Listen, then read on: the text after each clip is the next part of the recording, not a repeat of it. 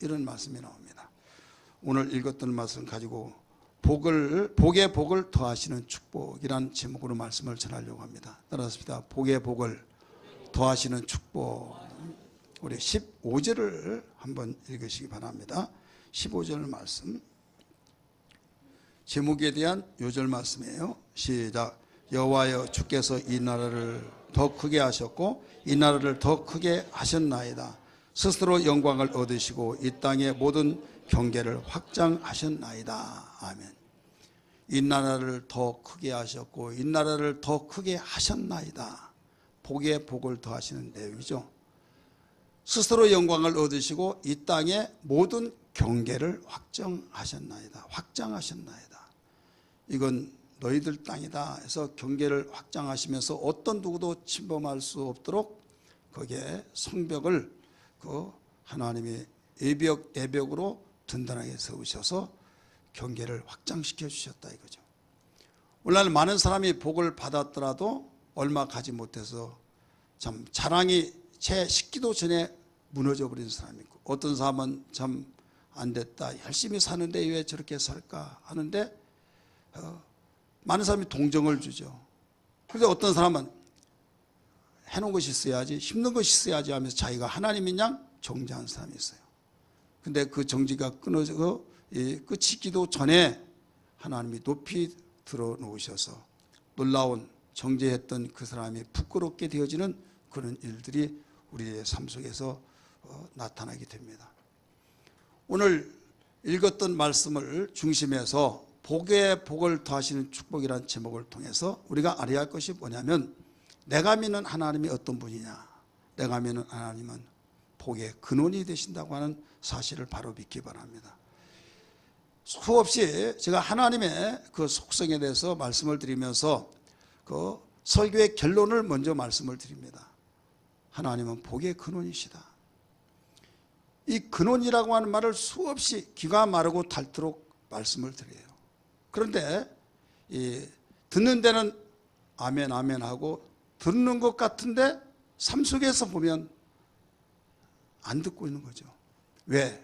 내가 아무리 어렵고 힘들고 궁핍하고 참 나에게 그 힘들어했던 그 상황 속에 있을지라도 나는 복받은 삶이다. 확신을 가지고 어려운 건 있을지라도 나는 복받은 삶이다. 누가 알아주든 알아주지 못한듯이 간에 내 자신은 스스로 확신을 가져야 된다 이거예요. 왜? 복의 근원이란 걸 알기 때문에. 아는 것은 확신을 말하고 있죠.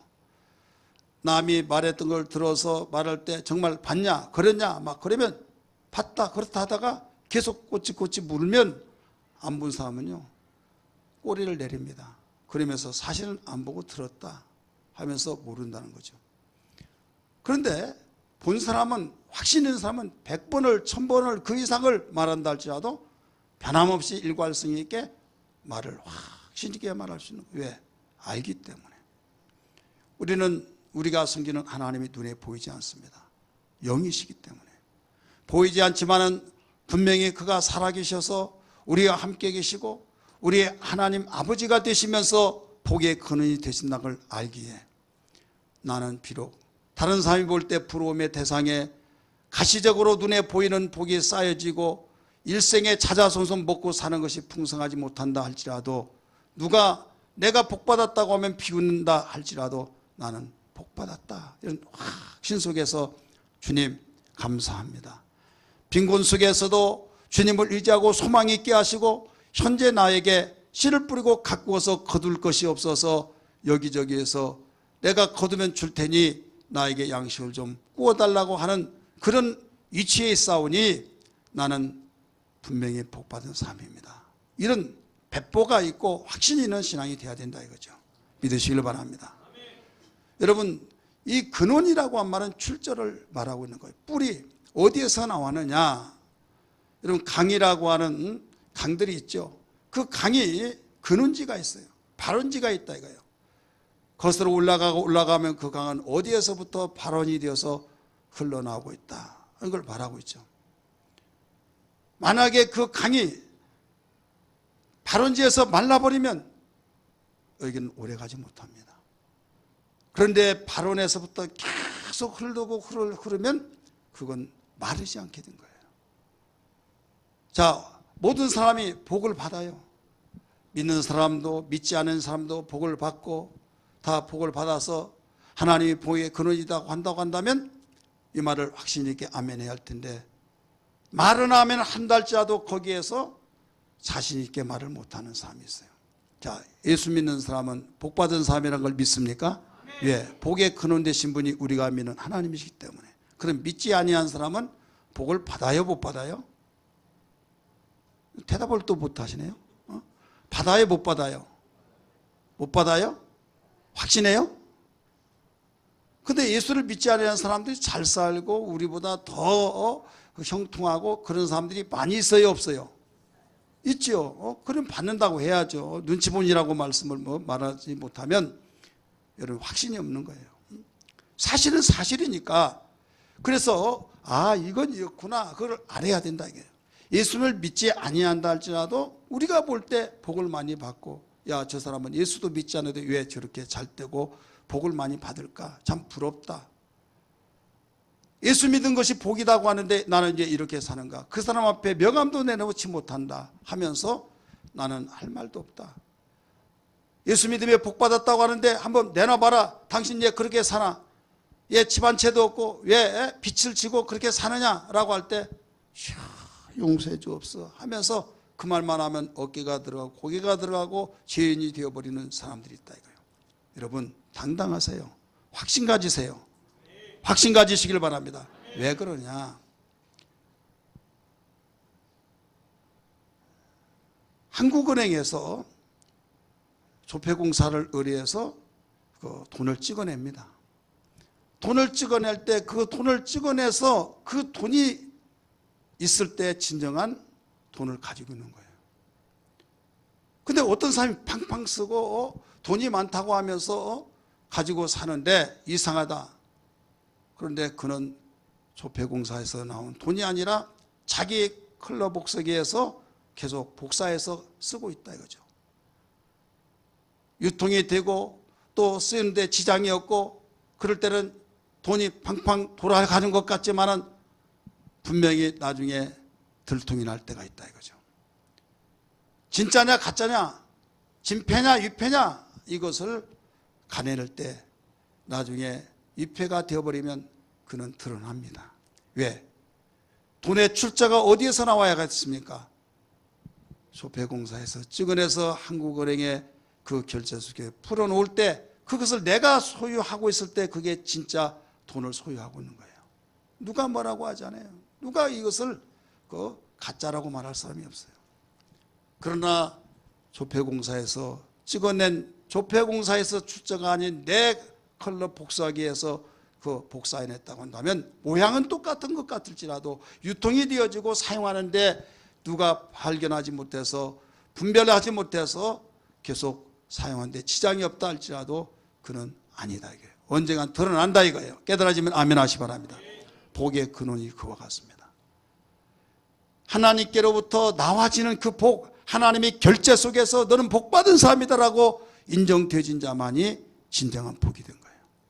예수를 믿지 아니한 사람이 부유하고 잘되고 형통하고 이런 것은 여러분 하나님께로부터 나온 것이 아니에요. 사기를 쳐서 잘되고 강도질해서 약탈해서 잘되어지고 이것은 하나님께로부터 나온 것이 아니다 이거예요. 하나님이 그렇게 해서 부자로 살으라고 했고 그렇게 해서 형통하라고 했습니까? 아니, 언젠가 드러난다 이거예요. 그렇기 때문에 우리는 분별력을 가지고 하나님이 복의 근원이라는 사실을 확실히 알아서 시편 기자가 고백했듯이 하나님을 가까이함이 내게 복이라 라는 것을 가르쳐 준 겁니다. 믿으시길 바랍니다. 그래, 하나님을 멀리한 자는 뭐냐? 대저 하나님을 멀리하면 망한다 라고 27절에서 가르쳐주고 있습니다. 그러면 우리가 현실적으로 볼 때 하나님을 가까이 하지 아니한 사람들이 우리보다 더 잘 살고 복을 받고 정말로 부러움의 대상을 가진 그들이 있는데 그들에게 우리가 알아야 할 것은 하나님이 결제하지 않은 하나님께로부터 나온 복이 아니기에 우리는 부러워할 필요가 없다 이거예요. 믿으시길 바랍니다. 부러워하면 유혹을 받습니다. 부어러하면 거기에 내가 유혹을 받아서 넘어지기가 쉽다 이거예요. 흔들고 흔들면 가지가 흔들려지고 뿌리채 흔들리면 나중에 말라 죽듯이 우리의 신앙이 결국은 넘어지고 자빠져서 끝장이 난 경우가 있어요. 그래서 성경은 말합니다. 내 백성이 지식이 없으므로 망하는도다. 호세아 4장 6절에. 그래서 하나님을 바로 알기를 우리에게 강조하고 있는 겁니다. 하나님이 어떤 분이냐? 복의 근원 되신 분인데 하나님께서 결제하지 않냐고 하나님을 가까이 하지 않은 자들이 행복하고 또 하나님을 가까이하지 않은 사람 복을 받았다고 할 때 이건 하나님께로부터 나오지 않는 것이기 때문에 이건 오래가지 못한다. 2조 지폐를 가지고 발각되기 전에 사용되는데 지장이 없이 사용되는 것이지만 드러나면 반드시 수갑 찬다 라고 한 것을 알 수 있듯이 우리는 이걸 알아야만 합니다. 그래서 시편 기자는 이미 말씀드렸던 것처럼 지금 내가 있고 없고 그걸 떠나서 하나님 가까이 한 자체가 복이라는 거예요. 따라서 하나님 가까이 한 것이 그 자체가 복이다. 이게 복. 목사님 떼거리가 없더라도 하나님 가까이 하는데 복이에요? 자, 복의 복 아니에요? 자신 없네 또. 복의 복 아니에요? 복이라 이거예요. 복. 현실적으로 거리가 먼 것 같죠? 하나님을 의지하고 하나님 섬기고 하나님 앞세우면서 영광을 위해서 살다가 감옥에 갔던 사람, 누가 볼 때 복이 아니고 야 아니땐 굴뚝에 연기가 날 수 있겠느냐 하면서 그를 정죄하겠지만 얼마 있지 않아서 국무총리가 됐어요. 그게 누굽니까? 요셉이에요. 하나님 가까이 함으로써 나중에 형통하더라 이거죠. 여러분, 우리는 유대인들의 사상을 이어받아서 하나님의 사고를 가지고 사는 사람들입니다. 하나님이 천지를 창조하실 때 이 세상의 하루의 개념을 어떻게 가르쳐주냐? 저녁이 되고 아침이 되니 이는 첫째 날이니라. 이게 유대 사상이고 하나님 사상입니다. 하루의 개념이. 세상의 모든 사람들은 하루를 어떻게 정리하냐? 아침이 되고 저녁이 되니 이는 첫째 날이라. 그래서 아침이 되면 야 하루의 시작이다. 저녁이 끝나면 오늘 또 무사히. 여러분 이게 일반적으로 모든 사람들이 쓰는 하루의 개념입니다. 여기에서 끝나는 것이 아니라 영적 의미가 굉장히 중요한 거예요. 예수 믿고 힘들고 여러 가지 복잡하고 일이 풀려지지 않고 참으로 우리가 생활 속에 예수 믿더라도 나에게 일이 되는 것이 없는 것 느껴질지라도 여러분 이때는 씨를 뿌리고 가꾸고 쟁기질에서 땅을 바로 갈아엎고 하면서 곡식을 거두지 못할 뿐이지 잠시 후에 되면은 씨가 뿌려졌기 때문에 나고 자라고 거두어서 예년보다 다른 사람보다 몇 수십 배를 거두는 30배, 60배, 100배 그 이상으로 거두는 우리에게 비밀을 일러주신 것을 믿기 바랍니다. 그렇기 때문에 믿는 자들은 처음은 안 된 것 같고 처음은 참으로 궁핍하고 뭐 복받았냐 하나님 잘 섬기면 복받느냐라고 하는 것 같이 비난을 받고 그렇게 오해를 받는다 할지라도 바로 저녁이 되고 저녁은 캄캄한 거죠. 강도가 특슬거리고 어둠 속에서 불안하고 어둠 속에서 모든 것이 분별력이 없이 보인 것 같을지라도 저녁이 되면 아침이 온다 이거예요. 아침, 새날, 새로운 소망의 희망의 시간이 되어진다 이거예요. 그래서 끝이 좋다 이 말입니다. 따라서 끝이 좋다. 이게 믿음의 사람들이 가는 길입니다. 노선입니다. 믿지 아니한 사람들은 어떤 길이냐? 낮이 되고 밤이 되어버린다 이거죠. 낮이 되고 밤이 돼요. 낮에 얼마나 활발하게 얼마나 정말 부와 영화를 누리고 잘 나가고 자랑거리고 모든 것을 바로 자기의 높임을 받고 영광을 받고 그런데 가면 갈수록 저녁이 온다 이거죠. 그런데 목사님 저녁이 오면 또 아침에 오고 아침이 된 사람은 저녁이 오지 않겠습니까? 라고 하겠지만은 거기서 끝이에요. 미끄럼판에서 바로 더 이상 올라갈 수 없어 내리막길이라고 성경은 가르쳐주고 있어요. 믿으시길 바랍니다. 그래서 우리는 하나님 잘 섬겨야 될 줄 믿습니다. 시편을 읽어보면 하나님을 경외하는 자 복을 받으리로다 라고 복 있는 자도다 라고 수없이 가르쳐줬어요. 이후에 어떻든 간에 하나님 잘 섬겨라, 하나님 경외하라, 하나님 안에서 이 모든 건 성경이 수없이 가르쳐주고 있어요. 성경은 천지가 변할지라도 영원히 변치 않은 말씀이란 걸 믿으시길 바랍니다. 마태복음 24장 13절의 말씀을 우리가 내 말은 절대 없어지지 않는다. 이 세상 천지가 없어진 한이 있을 자도 없어지지 않는다는 거예요. 하나님의 말씀은 영이십니다. 하나님의 말씀은 하나님이십니다. 그래서 하나님의 인도를 받고 하나님의 보호를 받고 하나님의 돌보심을 받는 자 잘 자라게 되어 있습니다. 여러분 식물을 키울 때도 어떤 사람은 식물을 잘 키운다, 화초를 잘 키운다 그러면서 우리는 화초가 안 돼 이런 사람이 있어요. 자, 화초를 잘 키운 잘 되는 사람이 있고 안 된 사람이 있습니까? 우리 성가대요. 화초 안 된 사람이 있고 잘 된 사람이 있어요? 내가 그럴 줄 알았어요. 관심을 안 쓰니까 안 되지. 이건 누집은 잘 뜨고 누집은 안 된 것이 아니에요. 물론 전제적인 조건은 햇빛 들어오는데 햇빛 들어오지 않는 데는 아무리 그렇게 안 돼요. 근데 똑같은 조건 속에 있는데 잘 때는 집이 따로 있는 것이 아니라 그만큼 노력하는 거예요.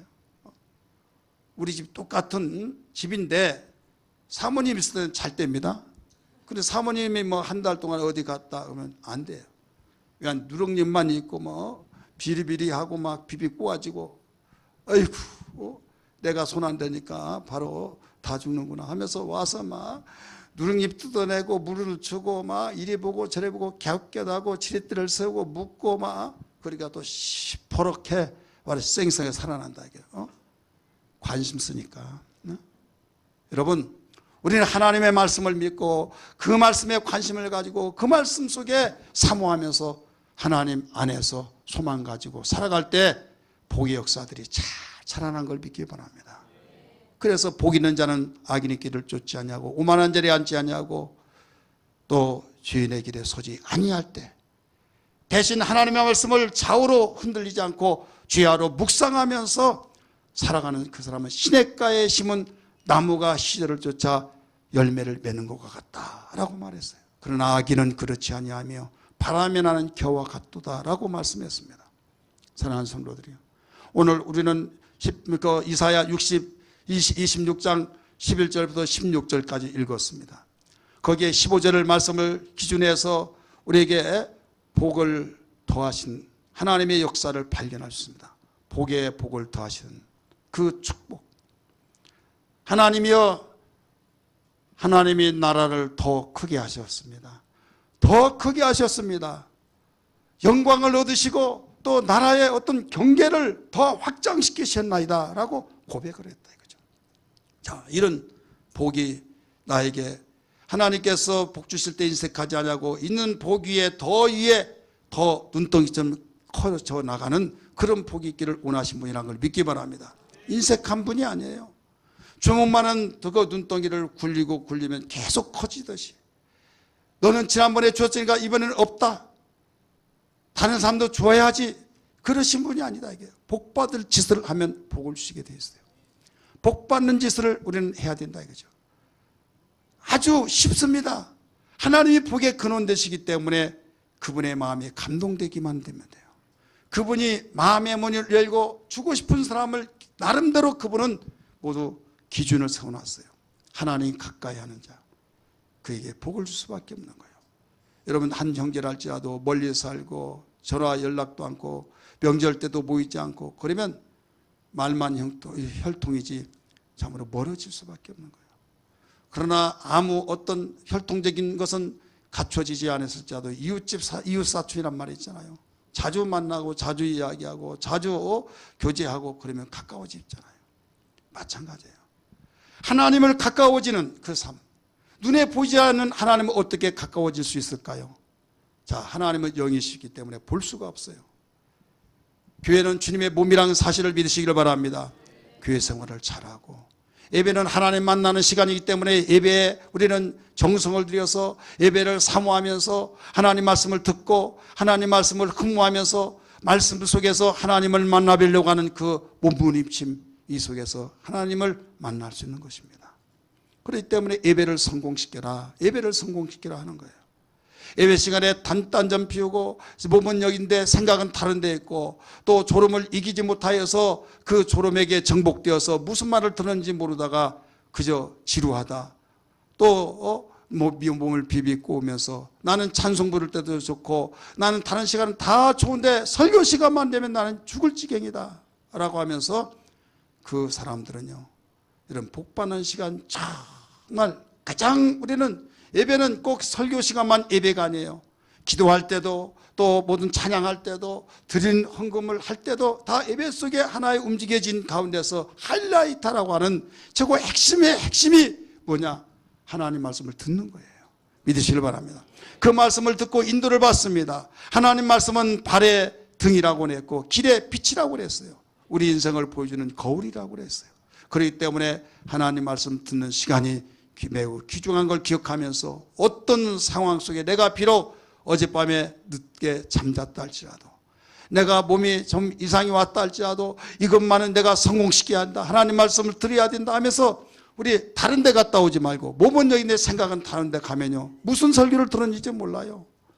그러다 보면 엉뚱한 소리를 한다 이거죠. 그래서 하나님 나에게 들을 수 있는 귀를 열어놓아 주옵소서. 눈에 힘을 주셔서 주님 눈 깜빡거리고 눈꺼풀이 내려갈 때 이길 수 있도록 도와주옵소서. 사전에 준비하며 기도하고 여기에 와서도 기도하고 우리 기도하는 마음에서 듣는다고 한다면 하나님께서 무엇을 먹을까 입을까 마실까에 대한 것이 아니라 그의 나라와 그의 의, 하나님에 대해서 사랑하기 때문에 말씀을 들으려고 애통한 그에게 임면하시겠느냐 이거예요. 믿으시기를 바랍니다. 오늘 복된 우리 하나님께서 여러분들에게 복의 복을 더하시는 역사가 있기를 주의 이름으로 축복합니다. 오늘 말씀은 이런 배경을 두고 말씀하셨습니다. 하나님께서 이스라엘 백성을 축복하시기 위해서 말씀으로 양육하시고 선지자를 통해서 말씀을 주셔서 그 말씀에 순종하며 살라고 했는데, 인간이 교만해서 경제적인 부가 있고 이웃나라에 동맹을 맺어서 하나님이 도와주지 않더라도 우리는 전쟁이 일어나지 않고 그들 알고 우호적으로 잘 지내고 있으니까 우리는 평안하다라고 생각하면서 말씀을 예민해 버립니다. 이스라엘 백성에게 가장 정말 생명처럼 귀하게 여긴 것이 뭐냐면, 깜깜할 때 등불이 없으면 발 하나 내딛을 수 없듯이 하나님의 말씀을 길에 빛이라고 그랬잖아요.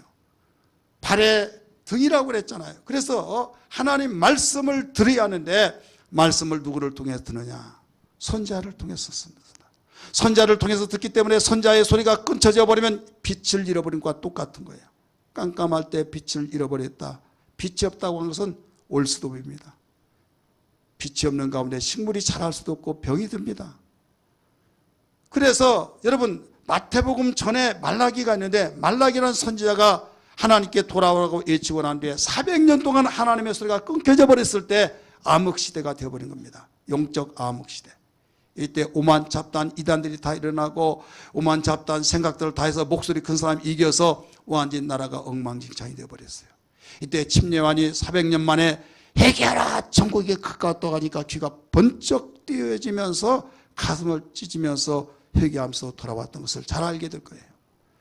하나님께서 선지자를 통해서 말씀을 전해줄 때 그 말씀을 듣고 순종하는 길이 살 길이고 복받는 길인데도 불구하고 이스라엘 백성들은 돈이 많고 경제가 팍팍 잘 돌아가고 이웃 간에 전쟁이 일어나지 않기 위해서 동맹을 맺고 시금장치를 다 하다 보니까 하나님 말씀을 듣지를 않았습니다. 이때 예레미야 선지자는 말합니다. 너희들이 하나님을 예민하고 너희들이 이웃 나라와 동맹하면서 그걸 의존한다고 한다면 하나님이 그들의 마음을 다 흔들어 놓아서 언제 그랬냐 하면서 침략해서 너희들은 포로가 되어지고 나라가 망한다. 그리고 항복하면서 살고 70년 만에 다시 귀환해서 돌아올 것이다. 예언을 했어요. 하나님 말씀대로 그대로 되었습니다. 지금 본문의 배경 속에서는 이스라엘 백성이 하나님 말씀을 불순종하다가 말씀을 거역하고 선지자의 소리를 듣지 않다가 포로로 잡혀가서 종살이를 하고 있는 때에 이사야 선지자가 말씀을 하고 있는 때예요. 우리 26장 1절 한번 볼까요? 26장 1절 같이 읽습니다. 시작.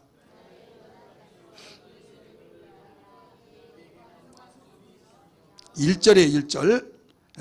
거기에 그날에 이렇게 나오죠. 따라서 그날에. 자, 그날에 뭐라고 그랬어요? 유다에서 노래를 들려주게 하겠다 이 말씀하셨어요. 유다에서 지금 바벨론의 포로로 잡혀가서 종살이하고 있는 그때에 이사야 선지자를 통해서 그날에 하나님이 작정하는 그날에 유다에 돌아와서 노래를 부르리라. 미래형을 썼어요. 부르리라. 우리에게 견고한 성읍이 있으며 여호와께서 구원을 성벽과 예벽으로 삼으시리로다. 예벽을 든든히 세워서 견고하게 바로 경계를 확장해 주시겠다, 이런 말씀이에요. 사랑하는 성도들이요, 나는 지금 포로와 같이 노예 생활 같이 힘들고 어려운 역경 속에 있는 상황과 같은 똑같은 거예요. 그들은 실제적인 포로 생활이지만 우리는 물질의 포로, 또 건강의 포로, 또 우리의 이상의 포로, 이모저모 다양한 포로에 의해서 내가 그 생각에 갇혀서 어이없고 하면서 어쩔 수도 없는 이리저리 한숨을 내쉬는 이런 시대를 살고 있다 이거죠. 그때 하나님께서 어느 날에 바로 끄집어내서 고국에 돌아와서 노래를 부르게 해주겠다라고 하신 예언의 말씀입니다. 그러면서 15절까지 쭉 이어지면서 16절까지 나가면서 끝까지 다 나가지만은 오늘 읽었던 말씀, 나라를 더 크게 하셨고 이 나라를 더 크게 하셨나이다 라고 하면서 경계까지 확장을 시켜주셨다고 하는 복의 복을 더하시는 축복을 말씀하셨으니 오늘 우리에게도 그대로 적용되어진 것을 믿으시길 바랍니다. 우리가 함께 모든 성도들 가정마다 10년 계획 속에 여러분이 하고 있는 일마다 복의 복을 더하시는 축복의 역사가 일어나기를 주의 이름으로 축원합니다. 그렇게 되기를 사모하면 아멘 하시기를 바랍니다. 그렇게 되어진 일에 있어서 두 가지를 우리에게 가르쳐 주셨어요. 어떻게 그렇게 되어지느냐? 가능성이 없는데 어떻게 되어지냐? 가능성이 없는데, 가능성이 어느 정도 보여질 때 된다 확신을 불어넣어주고 믿음을 불어넣어주고 소망을 일으켜주고 하는데 가능성이 없는데 어떻게 되냐 이거예요. 포로로 잡혀 나갔을 때 제 식기도 전에 막 누가 도와줄 것이다 하고 기다려보자 하는데 시간이 계속 흘러가 버리면요 모든 것이 식어집니다. 막 숨이 거둬져서 이 몸이 온기가 있을 때는요 잠잔 것 같고 죽지 않은 것 같고 일어날 것 같고 그러다가 차디차고 장작개비 아시죠? 나무같이 빳빳하 해버리면요 아 죽었구나, 이제는 살 소망을 가지지 않습니다. 시간의 흐름에 따라서 여러분의 삶이란 건 그래요. 우리의 삶이 뭔가 될 것 같고 조금만 잠자다가 너무 길어버리면요 나중에 포기가 되어버립니다. 그럴 때 놀랍게 회복이 되었어요. 어떻게 되냐? 노력이냐? 아니에요. 하나님의 은혜로 되어진다는 걸 믿기 바랍니다. 따라서 하나님의 크신 은혜를 통해서 이루어진다. 내가 똑똑해서 잘나서 열심히 노력해서가 아니라 여러분 아무리 노력하도 농부가 노력하더라도 식값도 건지지 못한 경우가 있어요. 이번에 얼마나 더웠습니까? 우리 옆에다 호박을 심었어요. 다른 때보다 더 잘 될 줄 알았어요. 왜? 다른 때보다 몇 배를 더 거를 많이 줬기 때문에. 근데 호박 3덩이 뗐어. 누런 그 맷돌 호박 3덩이를 거두었는데 나중에 하나는 완전히 얼마나 더웠던지 다 썩어버렸어. 타다가 나중에 이제 썩더라고요. 그래서 넝쿨 자체가 다 타버려요. 여러분 하나님이 기후를 조건을 맞춰주지 않으면요 농부도 어쩔 수가 없는 거예요. 물 주면 되지 않느냐? 씨앗을 파야겠죠. 아무리 씨앗을 파서 준다 할지라도요 비의 성분에 있는 비소라고 하는 성분이 씨앗에는 없어요. 그래서 비가 잠깐 오더라도 막 그 식물들이 춤을 추듯이 팍 일어난 것은 비소라고 하는 성분 때문에 그래요. 근데 씨앗을 주면요 살기는 사는데 춤을 추지 않아요. 예, 비소라고는 성분이 없어요. 하나님만이 모든 것을 해결해 주는 것이란 걸 믿기 바랍니다. 하나님의 은혜로. 여러분 1절 이미 읽었죠. 그날에 유다에서 노래를 부르리라. 이미 종되었고 노예가 되어서 계속적으로 몇 수십 년 동안 살아왔는데도 불구하고 하나님께서는 그날에 유다에서 새 노래를 부를 수 있도록 해주겠다는 거죠. 견고한 성으로 예벽을 삼아서 경계를 확장시켜 주겠다는 거예요. 우리 특별히 11절 12절 한번 읽을까요? 시작. 여호와여 주의 손이 높이 들릴지라도 그들이 보지 아니하시니 백성을 이해하시는 주의 열정을 보면, 예, 거기까지 봅시다. 백성을 위하시는 주의 열정을 보면, 동그라미 치세요. 백성을 위하시는 주의 열정을 보면, 미흡지만은 하나님께서는 우리를 베풀으신 은혜로서 열정을 가지셨다. 열정. 자식 사랑한 그 열정 누구도 못 말려, 이런 말이 있잖아요. 하나님께서 당신의 관계된 자들을 열정을 품으시면서 돌보시는 그 은혜 믿으시길 바랍니다. 그 은혜를 우리가 사랑하는 거예요. 12절 말씀 봅니다. 여호와여 주께서 우리를 위하여 평강을 베푸시오리니, 평강을 베푸시오리니, 거기에 동그라미를 하세요. 하나님이 평강을 우리에게 주셔서 그 노예 생활 속에서 평강하게 하시는 그 은혜. 그렇기 때문에 우리는 알아야 할 것이 뭐냐면, 하나님, 내가 아무리 열심히 아무리 노력하고 아무리 부지런하게 한다 할지라도 하나님의 은혜 주시면 이것은 결과가 이루어질 수 없사오니 하나님 은혜를 베풀어 주옵소서라고 기도해야 될 줄 믿습니다. 시편 30편 10절의 말씀 보니까 거기에 여호와여 들으시고 내게 은혜를 베푸소서, 여호와여 나를 돕는 자가 되소서 하였나이다. 은혜를 베푸소서. 시편 57편 1절에도 가르쳐주고 있습니다. 같이 읽을까요? 시작. 하나님이여 내게 은혜를 베푸소서, 내게 은혜를 베푸소서. 아멘. 내게 은혜를 베푸소서, 내게 은혜를 베푸소서. 이 사건은 어떤 사건 속에서 다윗이 고백했는가 하면, 사울이 왕인데 다윗을 죽이려고 했을 때 쫓겨다니면서 굴 속에 들어가서 갇힌 독에 되어버린 거예요. 이미 잡아놓은 독에 든 쥐와 같이 이미 죽는 시간입니다. 이때 하나님께 기도합니다. 하나님이여 내게 은혜를 베푸소서, 내게 은혜를 베푸소서. 간절히 기도했을 때 극적으로 하나님이 거기서 나오게 하십니다. 3,000명을 풀어서 다윗을 잡으러 왔는데 느닷없이 하나님께서 다윗을 잡으려고 하는 사울이, 야 너무 졸린다. 그러면 큰 대자로 막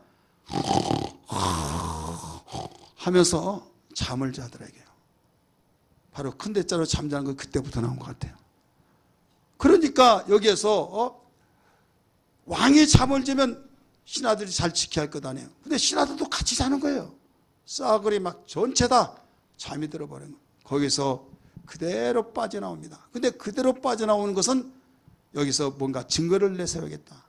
다윗이 거기에 옷자락을 끊어가지고 나왔어요. 담력이 있어요, 없어요? 있죠. 다윗을 따르는 추종자들이 다윗에게 말합니다. 주여 명령만 하세요. 두 번 찌를 것도 없어요. 한 번에 찌르면 끝납니다.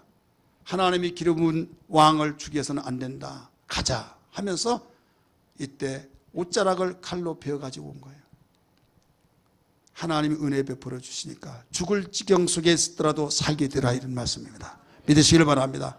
123편 3절에도 여러분 같이 읽습니다. 시작. 여호와여 우리에게 은혜를 베푸시고 또 은혜를 베푸소서. 자, 시편 51절에는 뭐가 다릅니까? 나에게 은혜를 베푸소서, 내게 은혜를 베푸소서. 123편에는 뭐라고 그랬어요? 우리에게 은혜를 베푸시고 또 우리에게 은혜를 베푸소서.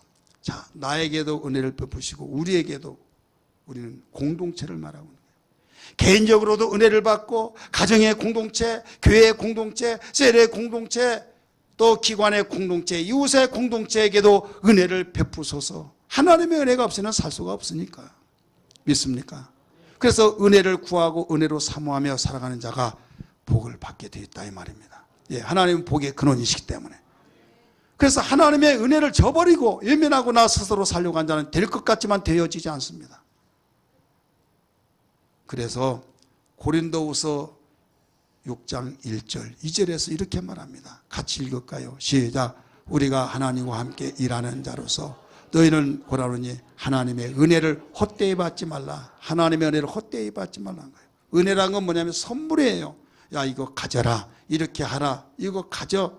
필요 없어요. 저는 내 자력으로 움직이려고 합니다. 저는 싫어요 하면서 거부해버리고 헛되이 받는다. 계속 주니까 그래도 이거 가져라. 이거 가지면 언젠가는 유용하게 쓸 것이다. 어디에서 얻을 수 없는 것이니 이걸 꼭 귀중하게 여기라. 아, 싫다니까 주시네 하면서 가지고 있다가 그냥 팽개쳐 버려버렸어요. 나중에 돈으로도 살 수 없는 그것이 없어서 안 되어져 망하고 죽게 되어지는 사건이 일어나더라 이거죠.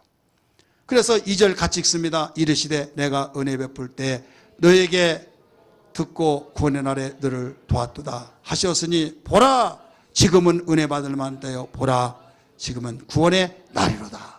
자, 은혜를 헛되이 받지 말아요.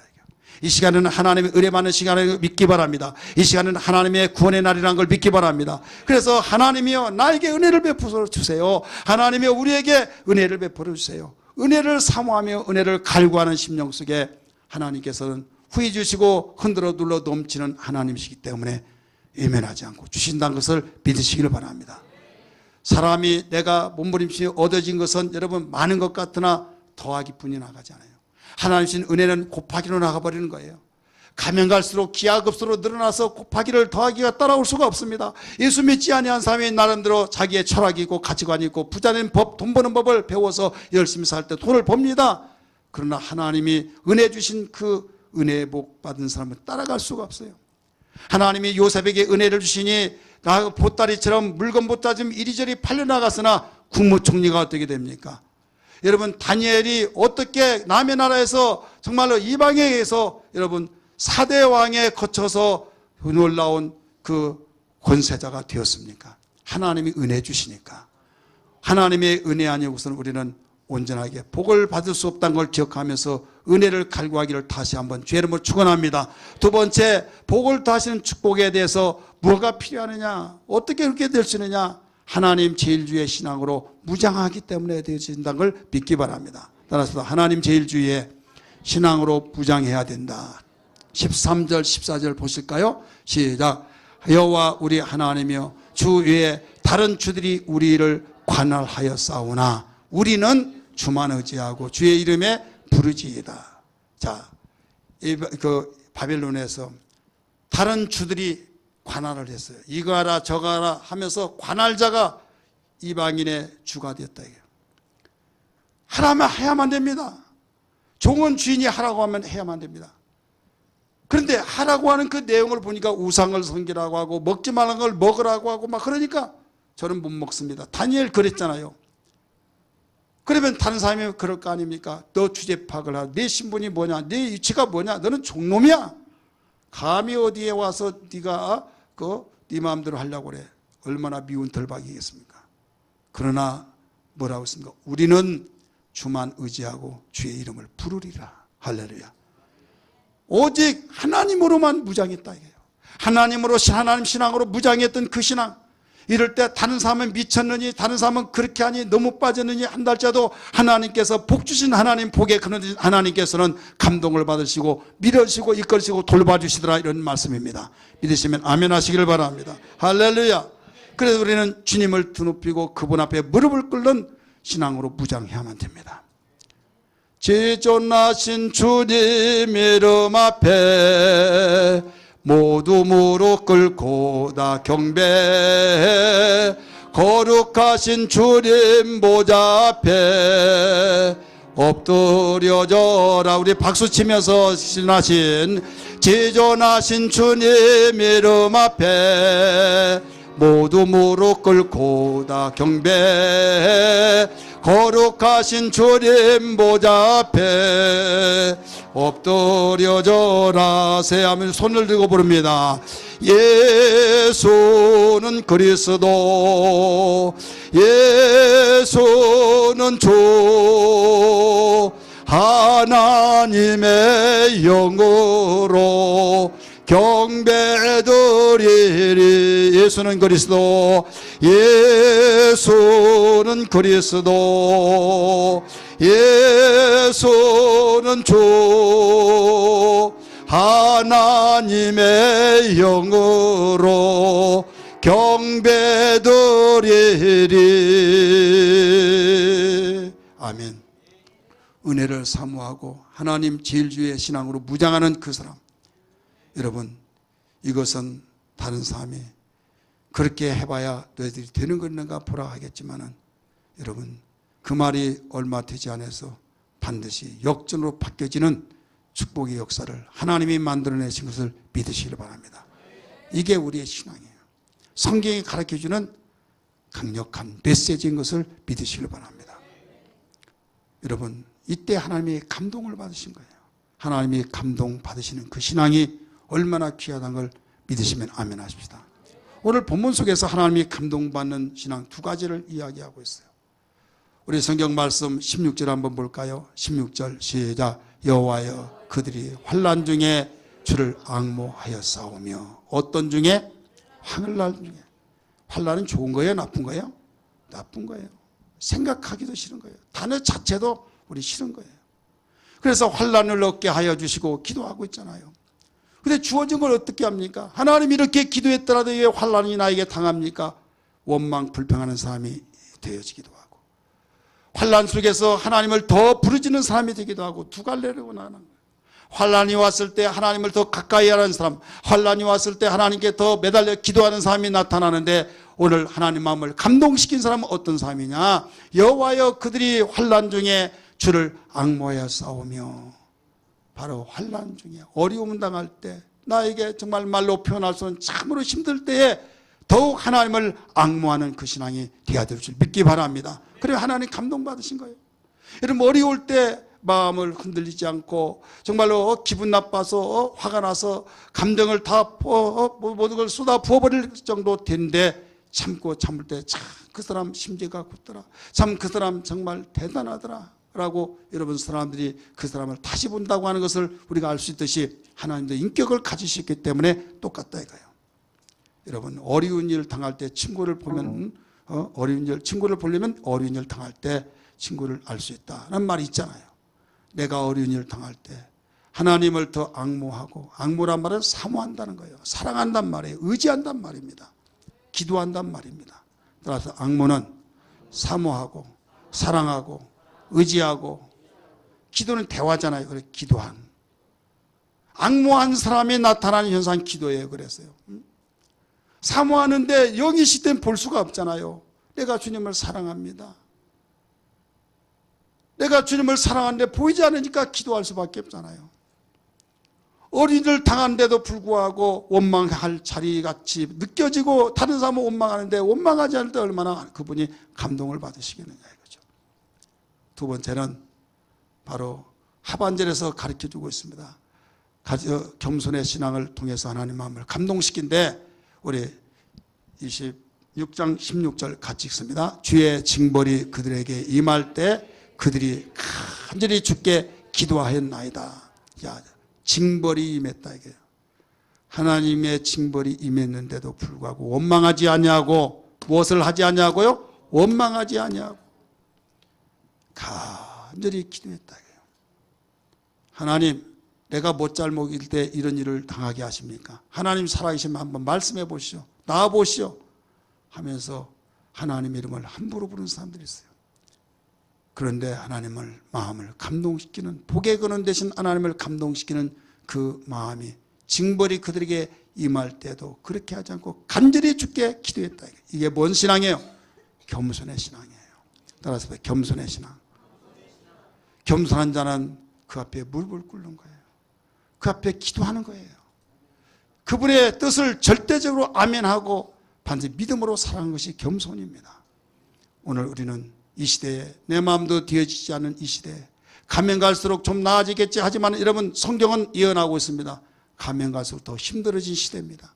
한 해가 가고 새해가 되면 더 나아지겠지, 더 나아지겠지 하지만 전 세계적으로 다 어려워진 시대를 더 맞이할 수밖에 없는 것이 성경에서 증거하고 있습니다. 이때 어떻게 하겠습니까? 하나님의 은혜를 입은 자만이 살아남을 수 있는 걸 믿기 바랍니다. 은혜 없이는 살 수가 없어요.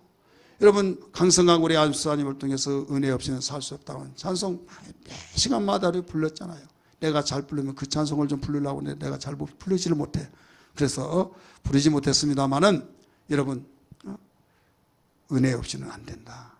그래서 우리 근신하고 깨어서 어떤 일이 있더라도 은혜로서 살아가는 신앙 되어 하나님 마음을 감동시켜주는 신앙 되기를 주의 이름으로 축복합니다. 기도하겠습니다.